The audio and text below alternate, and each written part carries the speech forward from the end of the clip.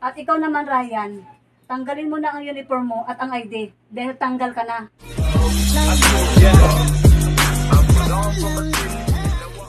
Ano ba yan? Nangangati ako. Sabi ko sa waiter, wag lagyan ng seafood yung pagkain ko dahil may allergy ako sa seafood. Waiter, halika nga! Ala, sorry po sir, nagkamali lang po ng serve. Dapat pala sa table number 1 yan. Pasensya na sir, parehas lang kasi kayo ng order. Tawagin mo kayong manager mo. Paano naman? Nangangati na ako. Okay sir, saglit lang po, tawagin ko lang po yung manager. Manager, nagkamali ng serve yung waiter mo. Ang sabi ko, manager, wag lagyan ng seafood yung order ko pagkain kasi may allergy ako sa seafood. Ryan, bakit naman nagkamali ka ng serve? Sorry ma'am, parehas kasi ng orders ni sir tsaka sa table number 1. Sir, huwag na kayo mag-alala. At ngayon, agad kitang ipapadala sa pinakamalapit na ospital. Sagot na namin ang lahat ng gastusin mo hanggang sa kayo ay gumaling.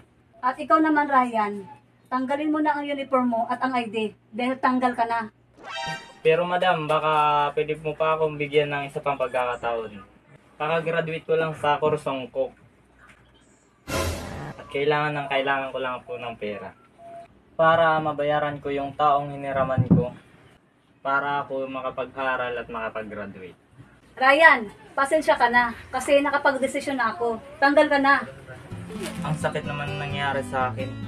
Kakampisa ko nga lang sa trabaho. Hindi pa nga ako nakasahod, matatanggal. Ryan, isa rin ako sa customer dito. At narinig kita kanina, graduate ka ng cook.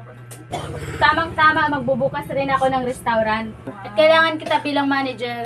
Madam, maraming salamat po. Ang bait talaga ng tadhana. Kaya pala ako natanggal doon para sa mas ikakabuti pa ng buhay ko. Sir Victor, yung allergy niyo po, isang oras lang mawawala na yan. Kaya lang, meron akong bad news. Ayon sa pa-examine ko sa dugo ninyo, take kami na malubang karamdaman niyo. Pag ito hindi naagapan, magiging malalang cancer. Dok, paano nangyari yun? Ang lakas-lakas mo, oh. Sir Victor, buti na lang nagka-allergy kayo. Dahil nagkamali yung waiter sa pagbigay ng pagkain sa inyo. At dahil sa pangyayari ngayon, maaga natin nalaman na magiging sakit niya. Ang good news nito, makukuha pa natin ito sa gamot. Ha? Ngayon ko lang napagtanto. Kaya pala nagkamali yung waiter sa pagbigay ng pagkain.